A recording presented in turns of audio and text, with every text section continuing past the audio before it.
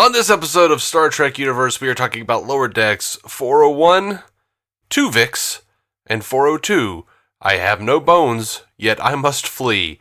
Right after these these words from our mystery sponsors.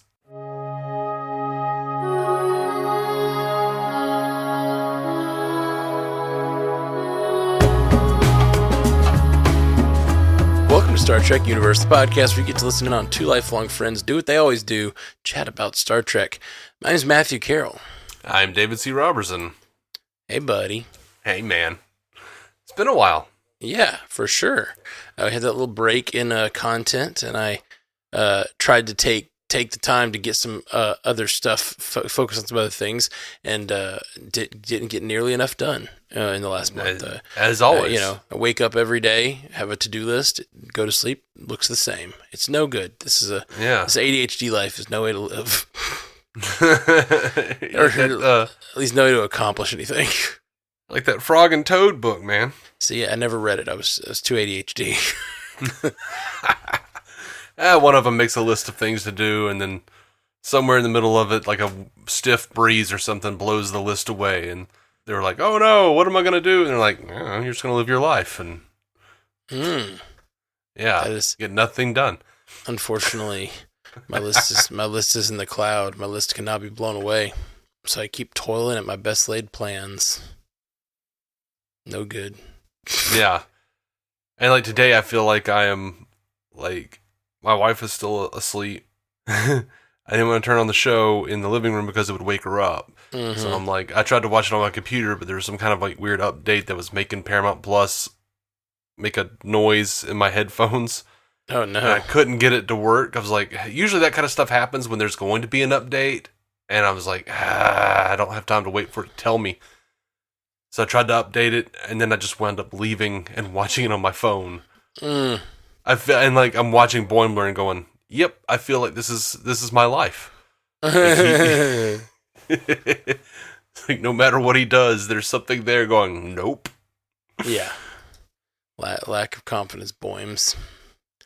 Well, yeah, that's it. What did you think of the Twovix? Two episodes? I guess we can start with one and Twovix, the episode Twovix. It's good to see the old crew back and combined. Yeah, I I loved the premise. I loved that someone figured out how to weaponize the Twovix phenomenon. Yeah, that's pretty great. I also loved that. I loved how much shade they threw at Voyager, but lovingly. Oh yeah, for sure. Well, I don't even know it was shade. I feel like they were.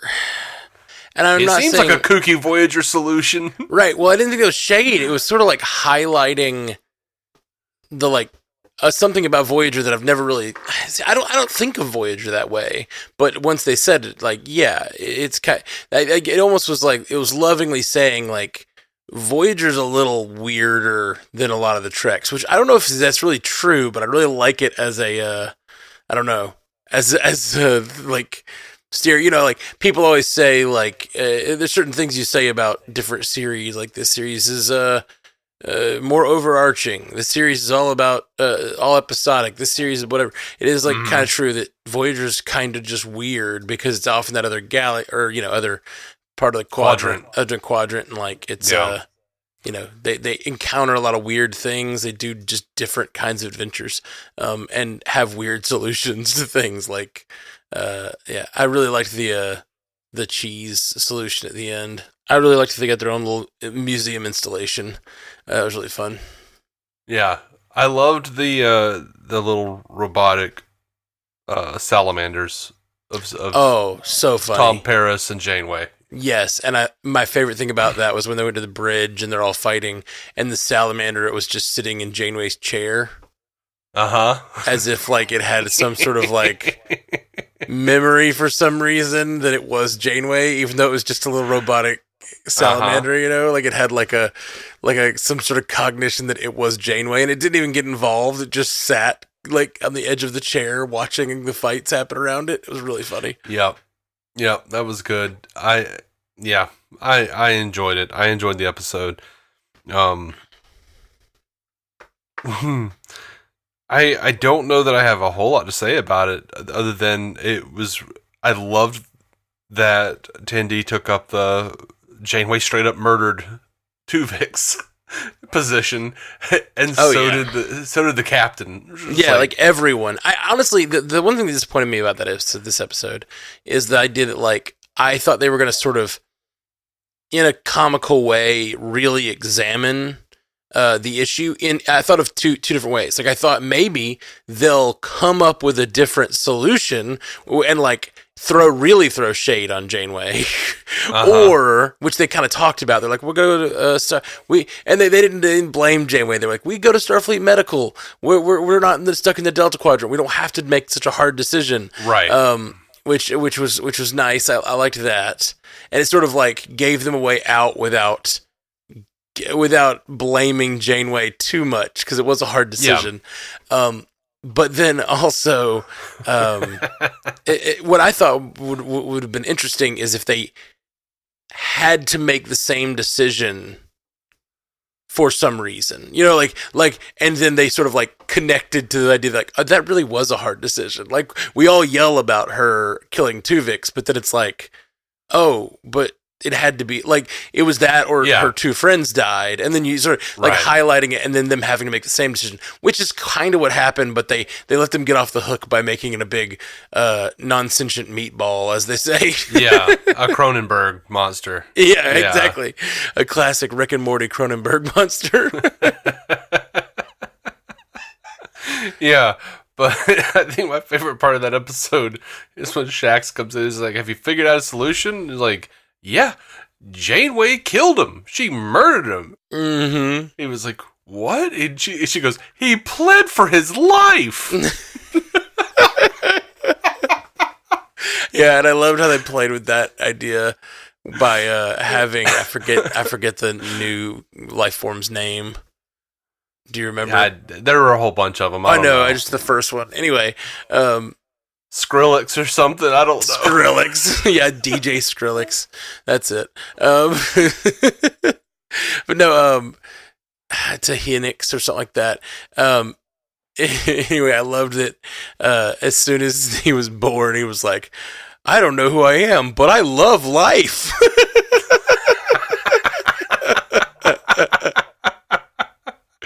And they even had him create his own solution. Like, he modified the tricorder using the knowledge of both sides of his brain. He modified the tricorder to be able to, like, sense emotions, which is like a whole thing they did not explore, but they basically made it clear that he was a beautiful creature with his own capabilities that were valuable.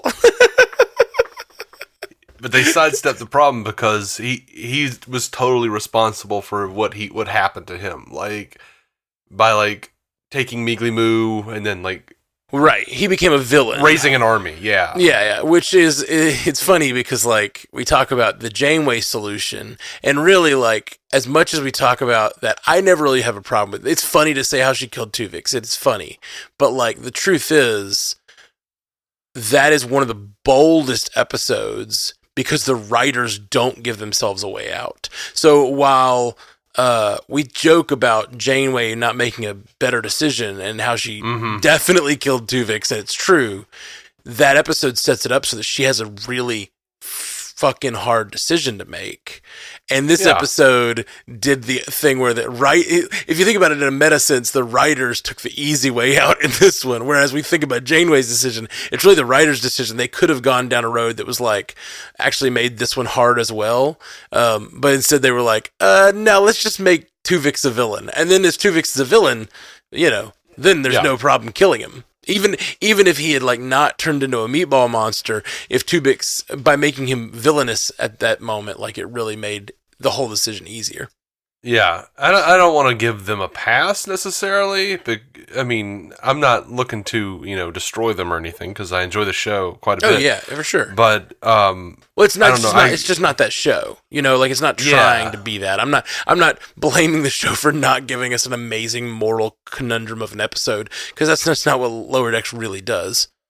Yeah, but at the same time, I kind of feel like just by virtue of bringing it up, they did their job. They did. I mean, they did their job. acknowledging the inherent problematic nature of that episode. I don't think I would even describe the original Voyager episode Twovix as problematic. It did exactly what it set out to do. No. Presented I totally agree. Horrendous moral quandary. Mm-hmm.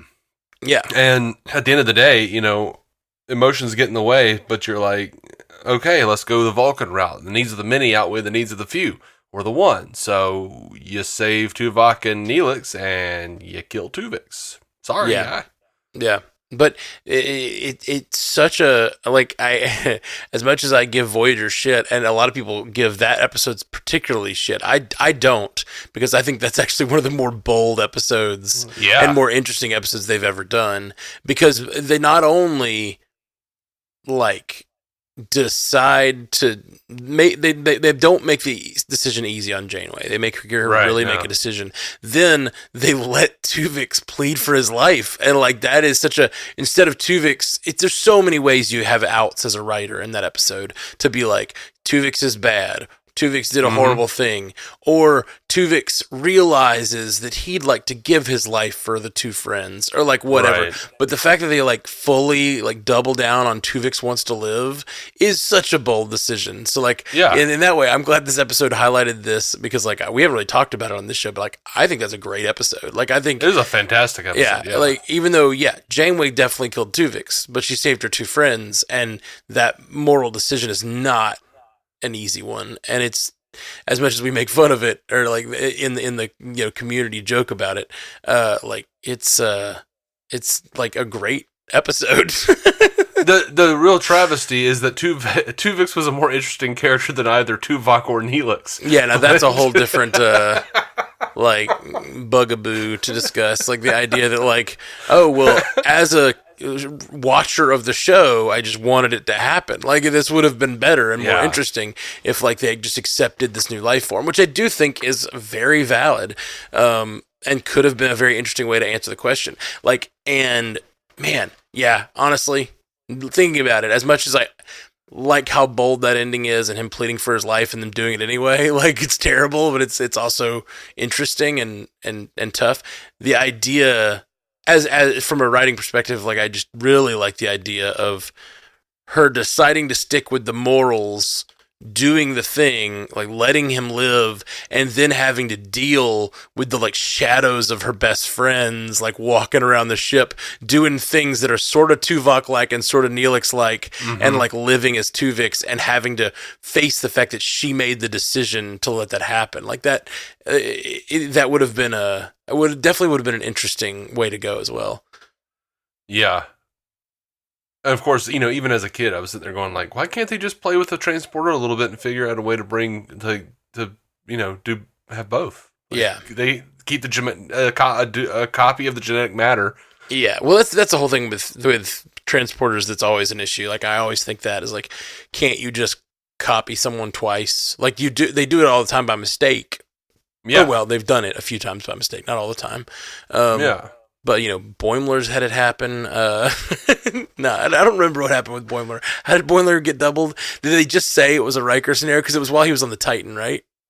I can't. Yeah, I think it was either a Riker scenario or a Enemy Within, but it would have had to have been a Riker scenario, because if it had been that ore from the Enemy Within, when Kirk got split, he would have had an evil version and a good version. No, I'm pretty sure it was, and it was while he was under Riker's command. I think if I remember correctly, I think they just did it off screen and said it had happened to him. I got Riker cloned or whatever. Maybe not. No, it was a whole episode, wasn't it? I can't remember. Yeah. Anyway, I can't remember. But I'd love that Boimler's still out there. I really love that Boimler's still out there. Didn't he die? Wait, did he? I thought he did. I didn't think so. Yeah, look that up on the old. Let's look the trusty Googs. What's it called? What do they call the Star Trek wiki that everybody uses? There's a Star Trek wiki. Memory Alpha. That's it. Thank you. All right. Hold on. I think he's still alive, if I remember correctly, and he seemed to be doing better. Oh. He's officially deceased, but I guess he might be a part of like Section 31 or Oh, something. yeah, that's right. Yeah. That's right. I totally forgot about the Section 31 thing. Yeah, he dies, and they like they think he's dead. And it's sad, but then as a post-credit sequence, I think like they pop up and he's getting resurrected by Section 31, or like he faked his death to join Section 31, which is such a cool thing. I can't wait to see Section 31 Boimler versus real Boimler. Like, it's gonna be so good. Yeah. I want to see a Strange New Worlds where William Boimler winds up in the past to do something awful. Mm-hmm. For Section 31, they're like, "You're not Boimler," and he's like, "Oh no, I am." Yeah, yeah. Oh, yeah. That would be awesome. Like I call him Bad Boimler here, but I'm not. I don't mean it. I think it'll be interesting. Here's the one thing about this show. I love all the stuff they're doing and all the like world building they're building, but this episode with the Twovix is Tuvi. I feel like it highlights a thing about this show that I wish was different, and this is not saying it's bad, it's just something I would rather have out of this show, and it's something I often would rather have out of the show, which is taking the episodes like 10% more seriously. Like I'd really like it if these were as funny, like as tonally irreverent, and like all of that, but then still set up the moral quandary, and they weren't always just like a chase around the room kind of situation at the end, which is always fun, and I laugh, and I do think it might undercut the comedy a little bit, and it takes a master to be able to pull off the tone where you can like really get hit in the feels / the ethical like conundrum bone, but then also laugh. Like, there's only a few directors I feel like that really do that well, and it's like Edgar Wright and James Gunn. Like that's like the two that I think do that incredibly well. Joss Whedon at times in Buffy, like I'm hitting the feels and then I laugh really hard. Like, there's just not that many shows I feel like that can really strike that tone. But yeah, I think Joss Whedon's even a bad example, because like, while his stuff is funny, I don't think it doesn't hit the same funny levels as like Edgar Wright or it doesn't hit the same funny levels or hit the same serious levels a lot of times that I feel like they could. Sure, but also it's a little unfair, because most of what Whedon has done is like episodic television. So I'm trying to think of like I'm trying to compare these directors, and it's a little hard to do. We're talking about a TV show, but you know, with the style of Lower Decks, and especially considering that Mike McMahon used to work on Rick and Morty, I'm thinking Rick and Morty, because Rick and Morty actually does a really good job of being super serious and like destroying your soul. You're 100% right. You're 100% right. That's a really good, a much better analog than, and it's such an obvious one. I don't know why I didn't go there. I just was trying to think of directors that do that really well. Dan Harmon is a great example of a writer who can do that. And like, yeah, I think that Lower Decks, and I think it's a choice, and that's what kind of bothers me. I don't think they're incapable of it, because clearly when they talk about Twovix, they know how an episode of Star Trek functions, and they know like what they are doing when they make this version of the hybrid a villain. You know, they know they're giving themselves outs, and I just kind of wish they wouldn't. I wish they'd go all out with the comedy, but also like hit me in the like, ooh, Boimler made that decision. Damn. Like, I would love it if, like, you know, Tendi had to make a decision to, like, kill this hybrid, and it wasn't a clear-cut decision. You know, like, that like, weighs on her. But it's hard to do that and keep the tone, and I get how that's difficult, but Rick and Morty is a perfect example of how that's possible. Yeah. If they went Rick and Morty way, I think it would be very easy to wind up deconstructing Star Trek to a point that it wasn't enjoyable anymore for anyone. Like, I think you're right, and I think where that problem lies is hope. And the thing about Rick and Morty, it's really hard to look the face of the real ethical and moral dilemmas of this universe, multiverse, and like stare at it in the face, laugh, and still be a hopeful character and still be Starfleet. You know what I mean? Like Rick is not Starfleet. You know, he's the furthest from Starfleet you can get. And that's why he's able, there's a cynicism to that show that I think would almost be necessary. If you're laughing in the face of Twovix dying, you're abandoning Star Trek. You know, and so I get the struggle and the difficulty with that. But it still doesn't mean I don't like watch some of these episodes and wish they found a way to thread that needle. Yeah, me too. I do like the idea that the first character who got Twovixed here took the time to look back at what the original solution was and go, oh Jesus, nope. Yeah. And like became a villain essentially because of that. Like, yeah, it's true. Twovix is his origin story. Like it's his like Batman's parents dying or whatever, you know, like and in that case, like Janeway is his Joe Chill or whatever. Like it's kind of great. Yeah. And when you look at like the fact that Janeway killed Twovix in favor of her friends, and that was the big deciding factor. That's why he's like, I need friends. Like he's got to create new Twovixes so that there will be more people who agree with him. The thing that I liked is they continued to call themselves Twovixes. I forget the actual line. There's a line once he's creating a bunch of them and he says something about Twovix, like calling them, we need more Twovix, or something like that. And it's kind of neat because it's like Twovix has become this symbol to them of like, so I do love that. I love this episode. It's great. It's great for what Lower Decks is. I always have that sort of like in the back of my head, that idea. I wanted more with the combination of whoever in that whale. That was funny. I want fish.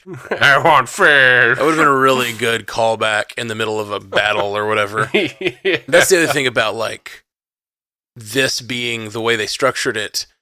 We didn't get much time to know like what it means for those two characters to be combined. Like what are the essential parts of those characters that would have lived on? Like all that stuff's interesting. And when you start combining a bunch of other characters, it would have been nice to like throw in a bunch of little random lines where they're doing things that are sort of riding the line between those two characters or struggling between both sides of themselves or whatever. But like, what was the B? There's the B plot going on at the same time. Oh, right. This is it's the Voyager episode. So like, that's part of the issue with this episode, and part of why we're talking all about the Twovix part, which like makes sense because I think that's what the episode's focuses on.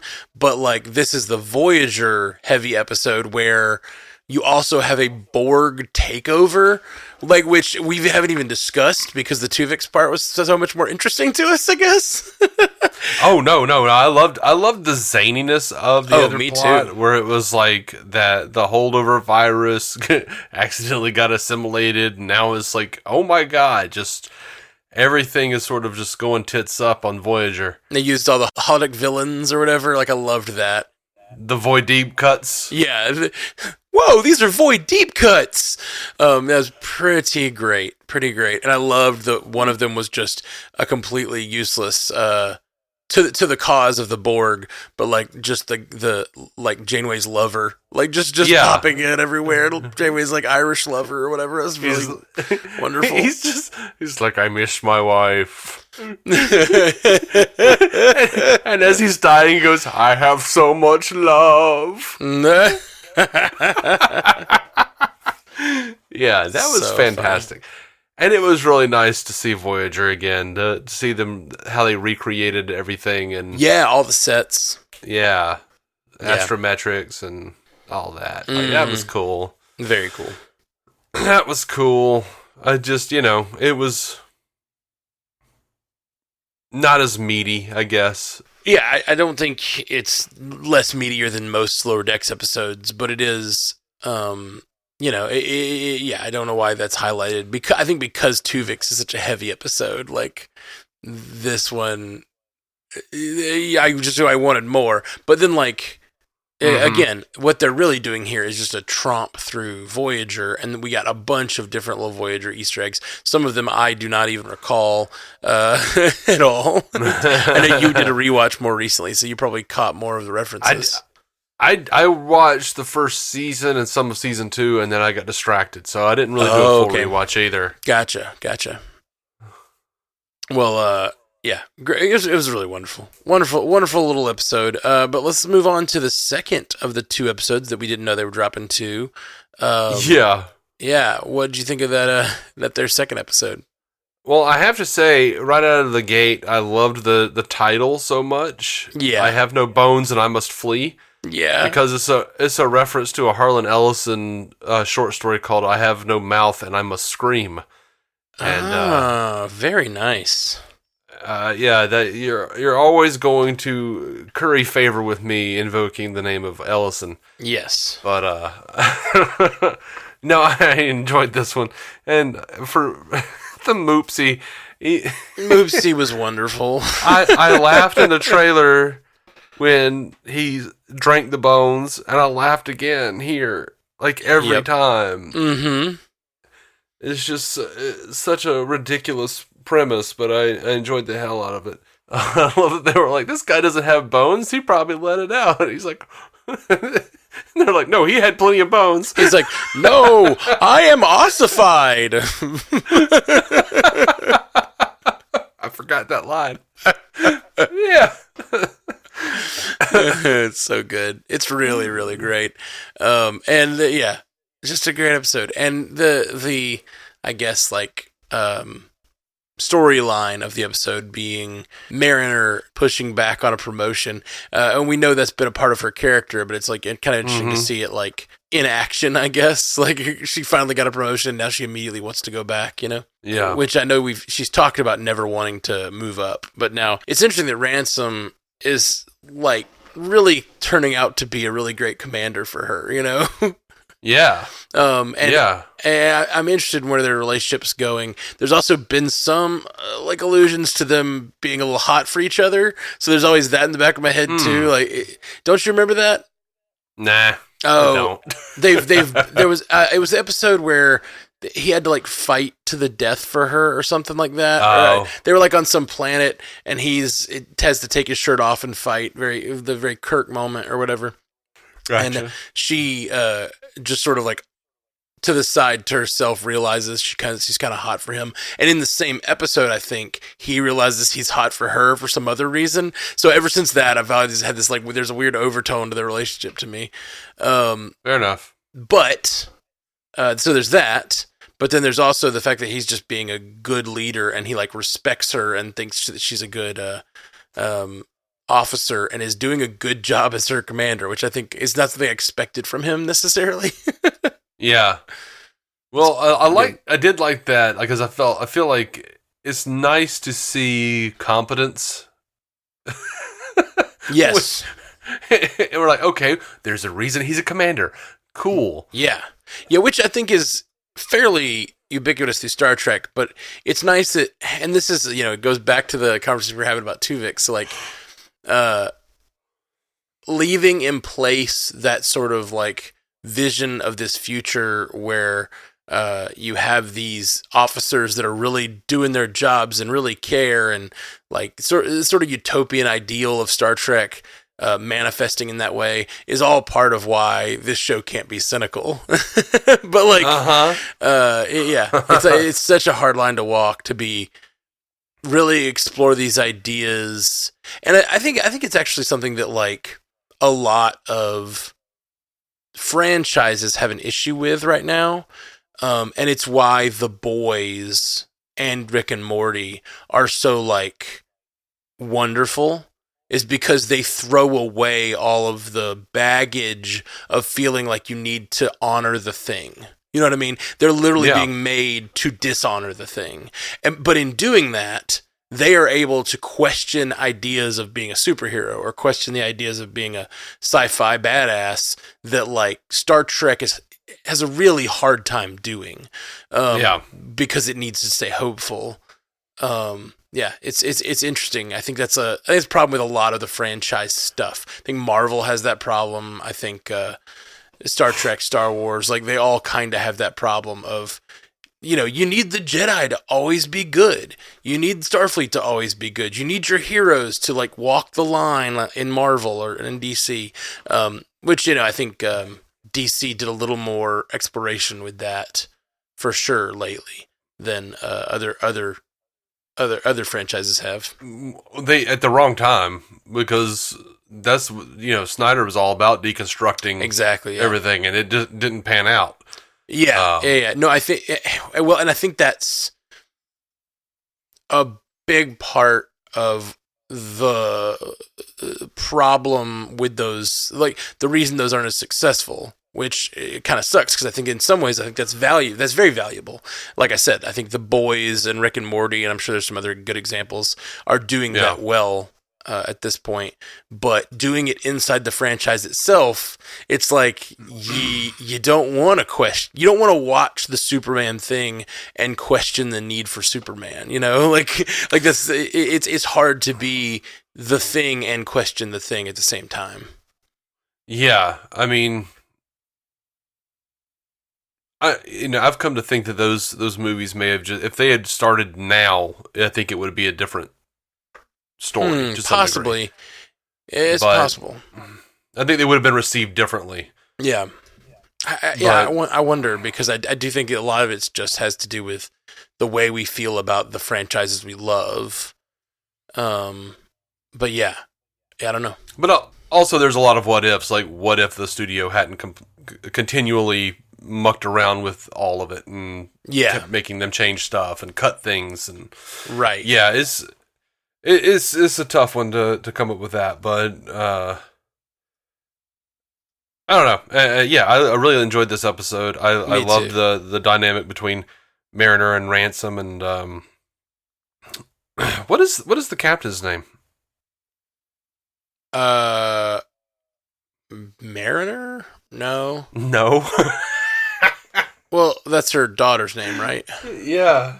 But she has a different last name. Yeah. I can't remember. It's been bothering me all day, and I don't know why. Freeman, that's right. That's it, yeah. Okay, but...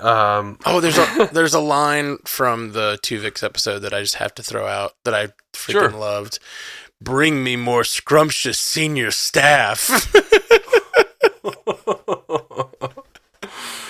Yeah. It's so good. Yeah. But yeah, I think overall I liked this one more because it got into more of Mariner not wanting to be promoted and her need to be in continued Arrested Development. Yeah. Well, see, and it's interesting, and maybe Mariner is kind of the key to this sort of tone we're talking about, because, and I think she is a lot of the key to the tone of this show being funny and still being able to be Star Trek, is she is having the same problem that we're talking about in our like discussion of franchises right now, because she is also having the problem of wanting to be the outsider who questions the Thing of Starfleet, but she also is Starfleet. She is like born of Starfleet. She's a lover of Starfleet, but she also wants to undercut it and question it and be an outsider. And that inherent struggle in her is, I think, interesting that it kind of represents the thing that this episode was about. Is sort of representative of the conversation we're having, but from a completely different corner of our brains or whatever. But is she also representative of the fan base? The person who's willing to call out the bullshit of the show and be like, why would they do that? This is bullshit. They should have done this. Well, I think that's inherent in this show as well. In all the characters, they're all elements of the fan base. Mariner is definitely one that questions but still loves it. You know what I mean? Interesting. I haven't really thought about it this way, but I have definitely thought of them as fans. I mean, they do it on Strange New Worlds. They say they have the whole thing. Do we sound like them right now because we're talking about the NX-01? Yeah, I feel like Boimler is like the part of fandom who just loves everything and doesn't question anything, and Mariner is the opposite. He's like the goofy, effusive, loves everything, thoughtless fan in some ways. But the interesting thing is they don't disrespect him for that. Like, that's not like none of that. What I said is meant to be negative. He is just like, I just love it all. I love it. Give it to me. And Mariner is like, clearly loves it, but almost like she has like a love-hate relationship with Starfleet, which very much mirrors people that I know who have love-hate relationships with all their franchises. And then I'm trying to think of like what Tendi and Rutherford would represent, and there's definitely fans of Trek that like get into the sort of the minutia of it, and I feel like Rutherford is that like loving the ships and loving loving all that little stuff that you building DS9 models and stuff. Exactly, like that's the I feel like that's the Rutherfords. But what is Tendi like? What's her like? She's similar. But this is just a theory I'm crafting in the moment of like how the four of them represent different parts of the fan base. I feel like Tendi is a little harder to nail down, maybe because this theory is bullshit. I don't think it's bullshit. Well, thanks. Well, I mean, I started it, so why would I think it's bullshit? There you go, taking credit for my ideas again, Matt. No, I just meant thanks because I'm like sitting here trying to flesh it out, and that my exercise is not useless is what I was saying thanks for. Oh, okay. Yeah, no, I don't think you're useless, man. Yes, thanks, flesh out my idea.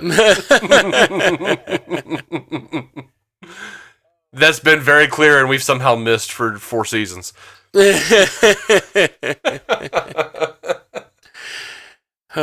were a couple of different.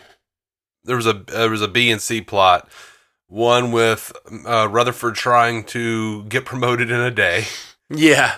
I love the resolution of that one. I can just ask for things I deserve. I guess. Which is honestly like a great lesson in life and like in relationships, but it's also like in just a good work advice thing. Like one thing I really learned in the very few jobs I had before I just did my own thing with music was like, just sometimes you just got to go to him and be like, you need to go like every 6 months and be like, hey, can I have a raise? Because like a lot of times they'll be like, oh yeah. like little like pizza places and stuff I worked at is just like a thing I did, and it like, yeah, they'd be like, oh yeah, we'll give you 50 cents or whatever. Like, sweet. Yeah. Just asking for what you think you deserve. And like as a entrepreneur now and doing music and stuff, like that's also been a thing. Like, oh, I think it's time to raise my prices. Like I just need to. It's like it makes sense, and I'm better now. I should make more, and like I just need to know what I'm worth when I ask for it. You know, I loved that. Yeah. But the other plot was Boimler trying to find a place to live. Yeah. Real silly. Really silly. And all he had to do was like adjust the controls on the windows. Yeah, which was wonderful because, yeah, I guess you wouldn't know about that if you're used to just putting up with. I've definitely been there. Like I'm used to living with six roommates or whatever. So like I don't know to adjust the thermostat. I never wanted to bother anyone before. Yeah. Oh, I can just make a decision to change this? What? Yeah. That was wonderful. When I got my first apartment after I moved out of your apartment. Yeah. I'd never not had a bunch of people living with me, or at least one person living with me. And I found that, like, I mean, I had a big TV and I got a couch and set up my living room and then just sat in the corner and watched everything with headphones on my computer. Yeah. And I don't think you really changed that for a really long time. No. Still, like I would always come over and you'd still just be like huddled on your computer with headphones. Very funny. Well, yeah. Well, eventually I was like, screw this. I'm not using this space. And then I just turned the living room into a studio space with a giant green screen and all these like big industrial lights. Yeah. I remember. Good stuff. Yeah. But yeah, no, that's a very real thing for me. It's like, yeah. I remember when you came to look at my new house, the new house that I just bought like 2 months ago, and you were looking around, and I was like, yeah, I just don't know. Like, I don't have space for this and this. Like, I want to have this. And you were like, why don't you just use this room? And I was like, that's the dining room. It's going to have a table in it. And you were like, yeah, what happened to you, man? When did you start like having a dining room? Yeah, that should definitely be your like green screen studio that you step over cables all day. yeah, that's right. And like I believe in that. I really do. If I didn't have a like sort of a family now, I probably would would also be thinking similarly. But I do. Yeah. I really like having rooms that are rooms. Man, this house has been really nice. Yeah, I'm still a little bit stuck in that Midge Hedberg bit where I'm like, screw you, real estate lady. This room has an oven in it, or this bedroom has an oven in it. This bedroom has a bunch of people watching TV. That's really awesome. Yeah, so I enjoyed the episode, and of course there were a lot of great references in there in the menagerie. Mm-hmm. I love the humans are always falling into some menagerie. Who gets stuck in the menagerie?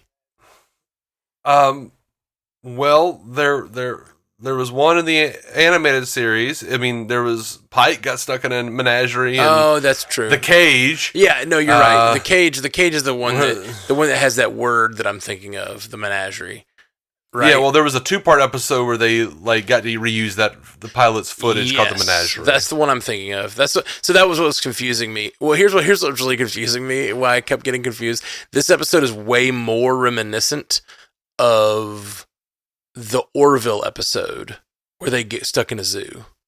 There's an Orville episode where they get caught by a zookeeper, and then the Orville has to go get them out of the zoo, and it's like very similar to this. There are several of these across Star Trek lore. Like Seven being trapped in that menagerie where she has to like go and fight the Rock. Yeah. Oh, that's right. Yeah. You know how they solved it on the Orville?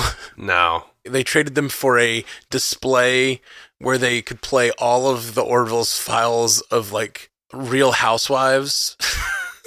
Oh God. That's how they solved it. They got their people out, and then it just cut to like a bunch of aliens watching the like whatever people fight on Real Housewives from old Earth files.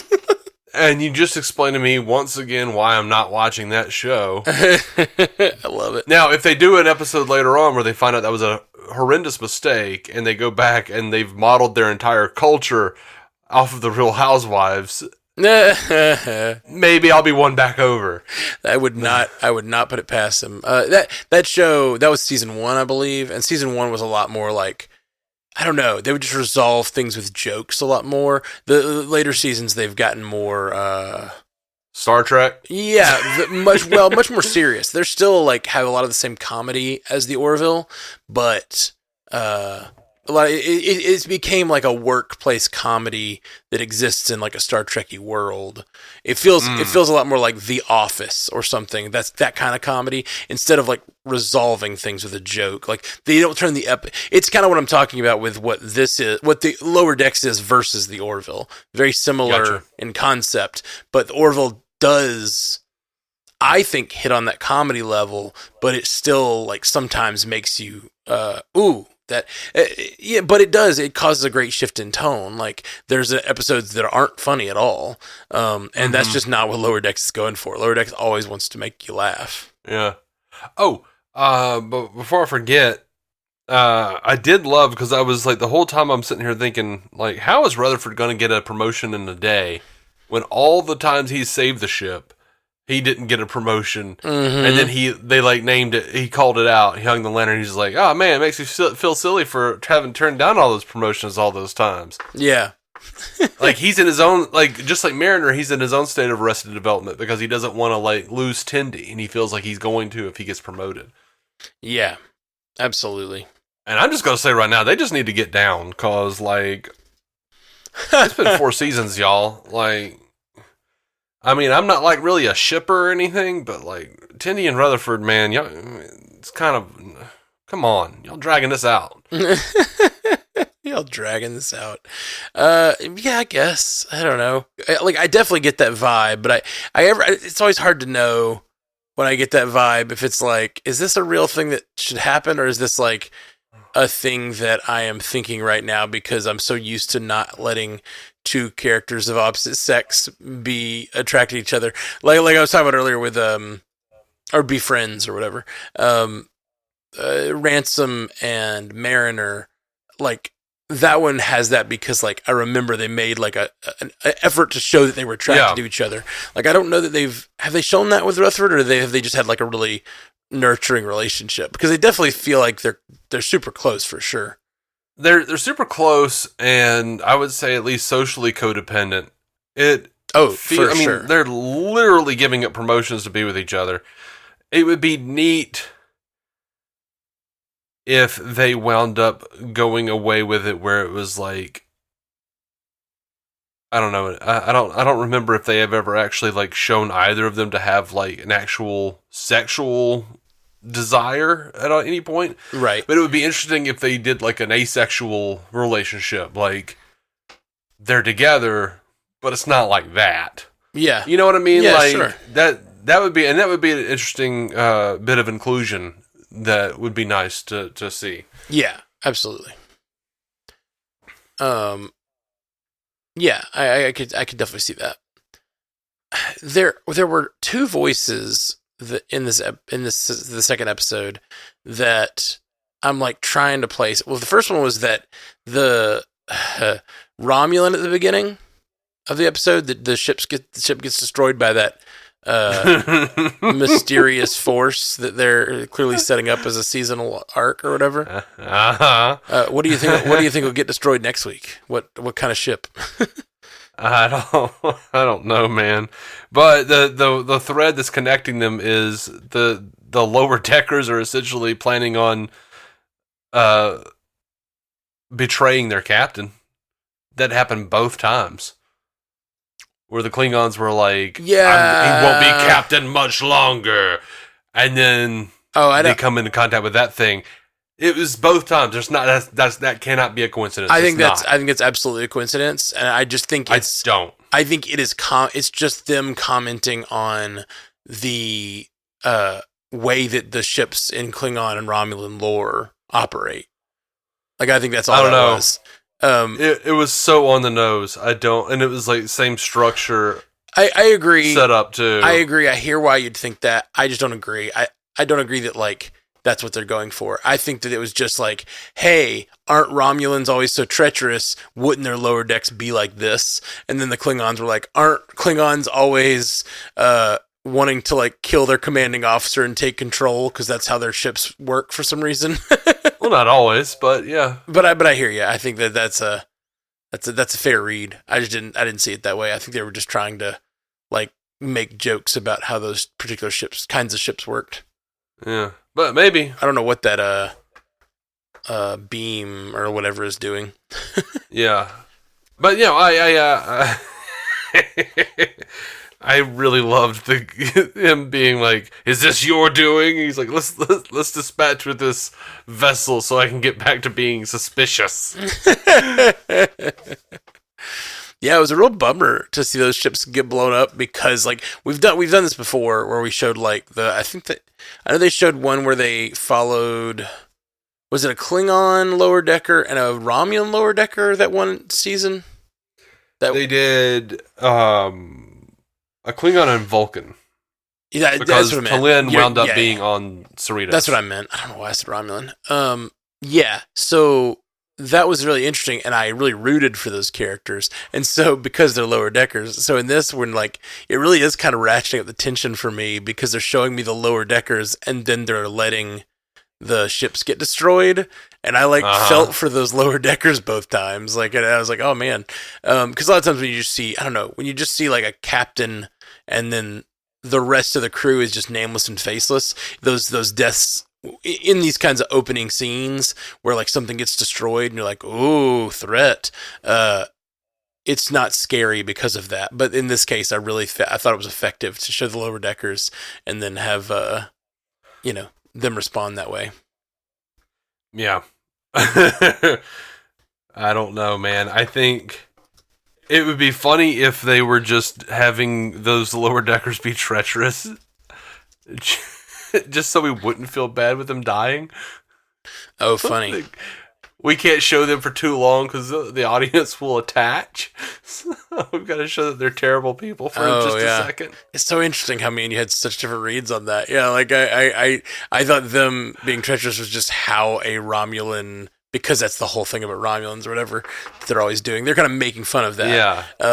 But it's not like it doesn't read completely with Klingons though, because most of the time, like especially in this era, you see a Klingon like they're loyal as shit, and like it's like loyalty and honor. Well, I think that it's like I don't know. It's loyalty and honor. Yeah, unless there's a renegade. Well, it feels like it's loyalty and honor to the Empire, but not necessarily your superior officers is how I always like. It seems like they've always got some plot. They're always plotting something, and I mean, like, obviously it's problematic to say that entire race of people is treacherous. I don't think that the Klingons are just like treacherous, but they do seem to like want to fight. I don't know. Yeah, it's interesting but they do both start that way though. But would that lead us to think that like whenever the Cerritos encounters this thing, that's going to be going on our on the Cerritos, like the Federation officers are going to be the lower deckers are going to want to be somehow taking over the ship or mutinying.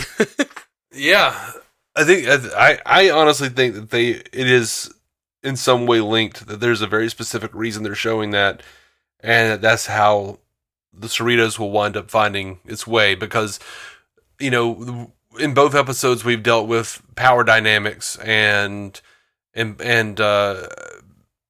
giving orders, moving up in rank, not being lower deckers anymore. Like I think that is what they're going for. I think they're whatever this thing is doing, it's like sensing mutiny and coming for them. Interesting. That is interesting. We'll see. We'll see what happens next week when a Ferengi ship gets encountered. But see, I feel like it's gonna be the same thing. It's gonna be like if they did this and they have Ferengis on the bottom decks, but they'd be going, yes, but I am gonna get all of the money from this mission when I take out the commander because I want money, because that's the stereotype about us. Like, yeah, I don't know. It's weird. Yeah. Do you want to do some feedback? Because we got some. Yeah, go for it. Matthew Fox writes in, says, that, I think this is an old one, but Matthew Fox. Anyway, yeah. Finally got caught up on Strange New Worlds, which meant binging your coverage of it. I loved hearing your perspective on it and wanted to follow up on my favorite episode, Under the Cloak of War. Cool. Like you all, I couldn't help but see M'Benga and Pike in terms of Garrick and Cisco. I think in some ways what happened in Strange New Worlds actually goes a lot further. Garrick's actions helped save the Federation, possibly the whole quadrant. M'Benga acted out of personal motivation. For Cisco, Garrick's actions advanced Cisco's own goals of winning the war. Pike had no stakes in what M'Benga did. No larger could he hang on to help salve his own conscience. Like you all, I think what happened is perfectly in line with both Pike and M'Benga's characters, and while it's hard to justify what M'Benga did, it's also hard to condemn him either. Like the best of Star Trek, it leaves you having to wrestle with the same questions the characters did. Love the coverage. Thanks to you both, Matthew Fox. Hey, thank you, Matthew Fox. Yeah. I'm assuming that's the Matthew Fox that we know from it is Superhero Ethics and Star Wars Universe podcast. So check out those podcasts, everybody. But yeah, that's cool. Thanks, Matthew Fox. I completely agree with him. I love that those episodes leave us asking those questions. It's just so good. Yeah, and I that's my favorite kind of Star Trek, I think. Yeah, me too. Yeah, generally. Which is, I was gonna say when I'm thinking about when we were talking about Twovix earlier, all criticism of Janeway, I think you have to look at it in the light of sexism a little bit sometimes. Yeah. At least the ubiquitous versions of criticism that kind of happen. And I have my issues with Janeway that I feel like are divorced from sexism, but who knows? Reassess my own biases.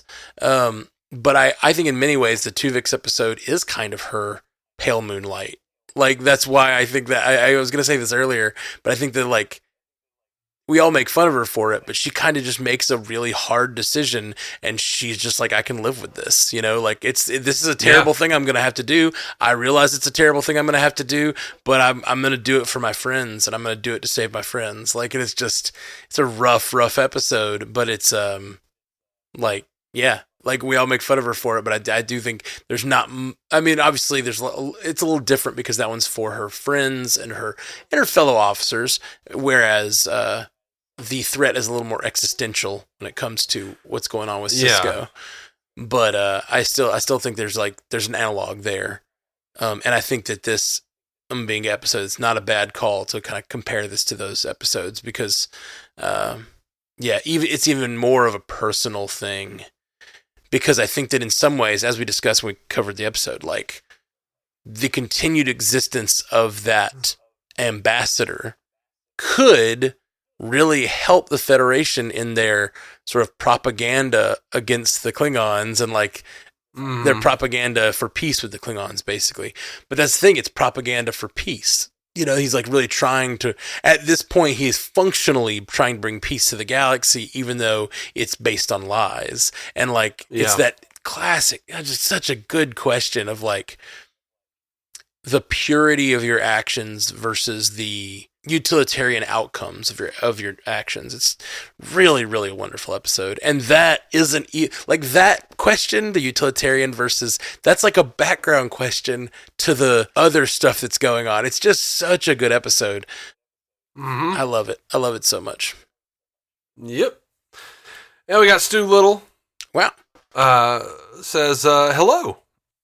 Twovix. I hope this show runs for 10 seasons just to see how many ships will be added to the Borg battle part of the intro by then. Did you notice that? Yeah. I saw it got bigger.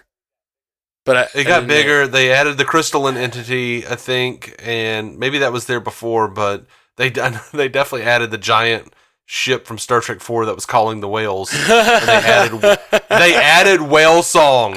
They were like, well, scream! That's amazing. No, I didn't catch that. I just noticed like that looks different, but I didn't have time to slow it down and look. Stu says now we've got the whale probe from Voyage Home and a few others in there. Yes, Mariner Janeway did straight up murder Twovix. This interpretation is canon now. It always was, right? Oh, yeah. He says, for some reason I relate to this character who is two people in one. Help. Meegly Moo, and this episode was going so well. You know what? He had one of the best lines when the primary Twovix character is when there's like, I need to talk about this, and he's like, don't do any self-healing until I get there. Yeah, I loved that. I laughed so hard at that. I was mentioning that I was trying to look up some names of this episode. I'm pretty sure the Romulan. I keep confusing Vulcans and Romulans, which is weird. I never have that problem. Like, it's for some reason. Racist. I know. I'm being a real ear racist. I'm pretty sure that I did it again. The Romulan at the beginning of the episode was Paul F. Tompkins. I'm not totally sure. He really did a really good job of hiding his voice. He was doing a voice, but it sounded like Paul F. Tompkins, who's Well, he does. Yeah, he does Meegly Moo. And then I think Paul Shearer was possibly the guy running around with the new.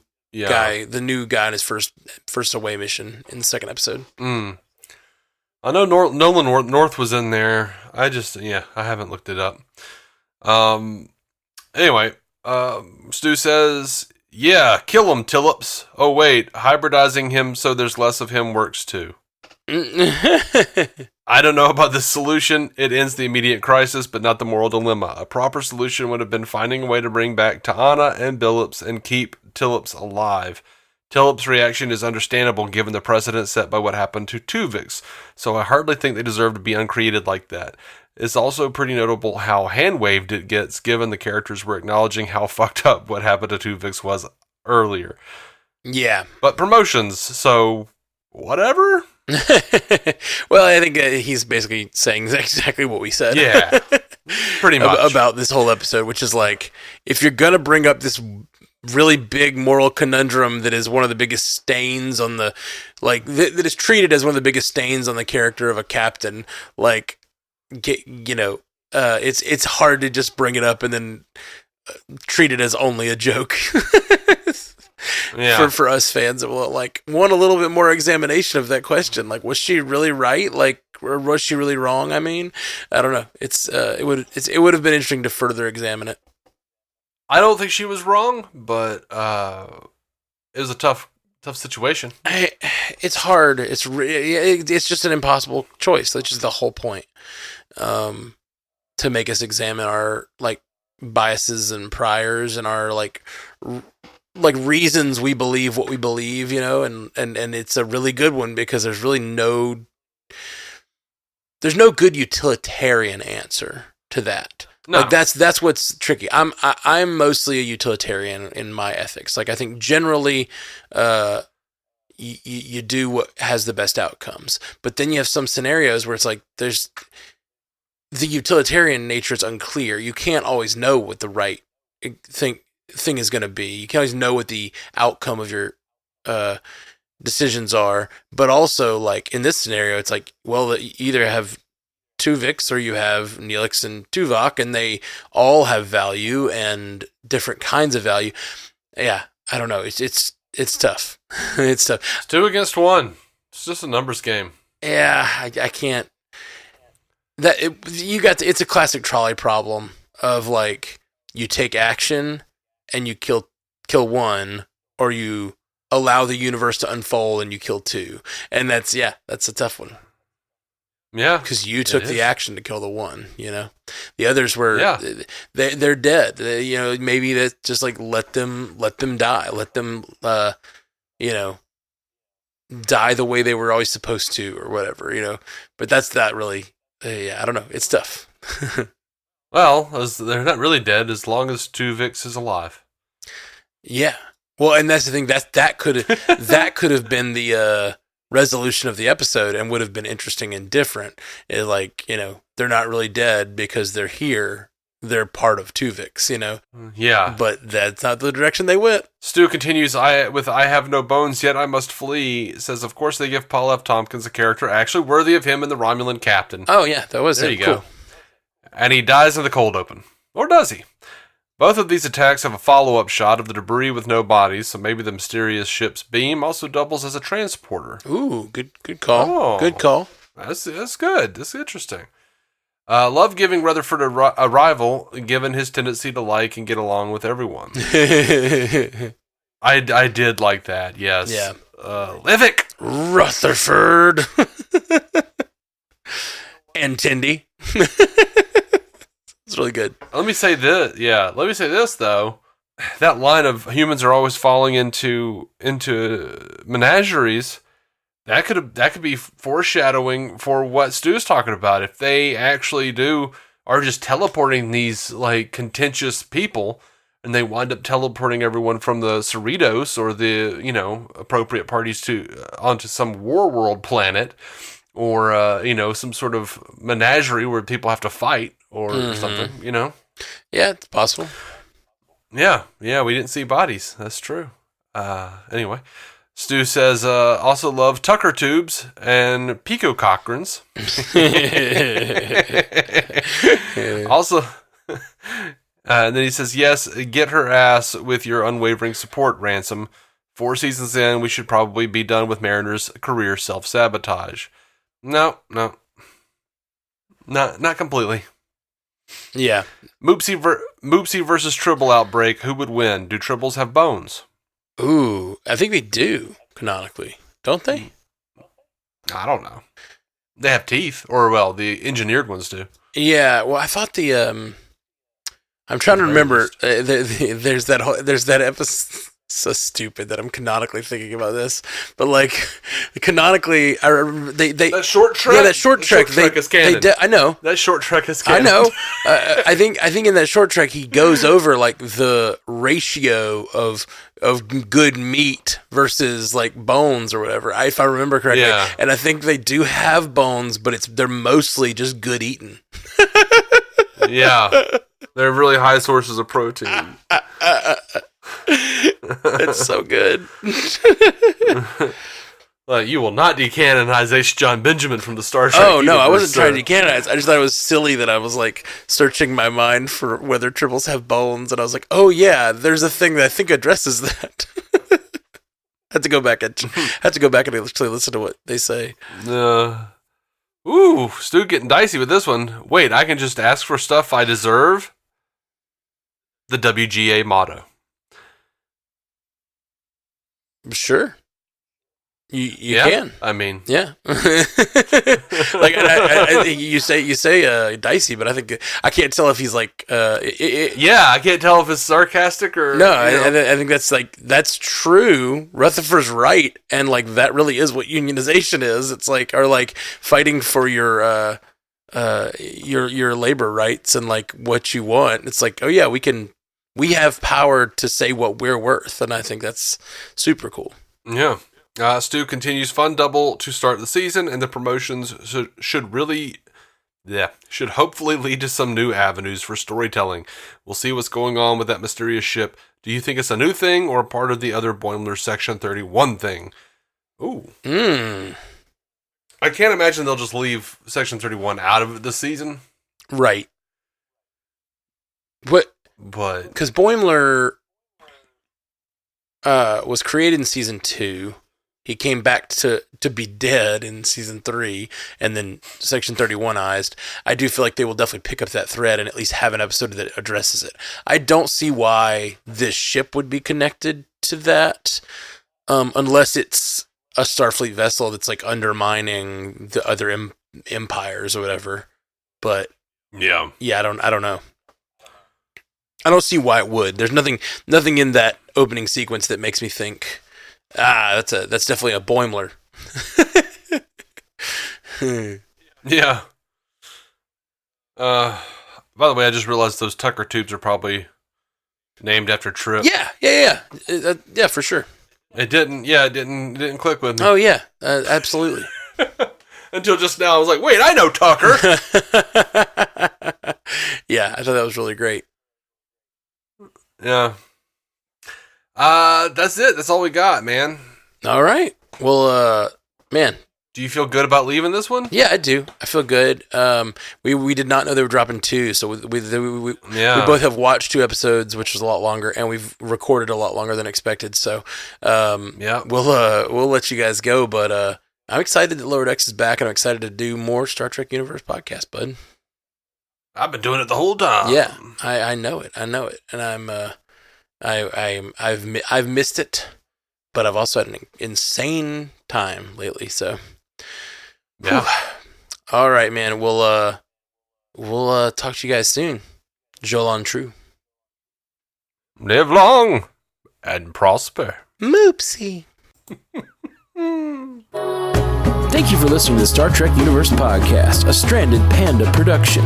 If you'd like to hear more from David C. Roberson, check out the DC On Screen podcast or maladjusted.tv for his web videos. If you'd like to hear more from Matthew Carroll, check out the Marvel Cinematic Universe podcast or listen to his music. Just search for Matthew Carroll anywhere you get music.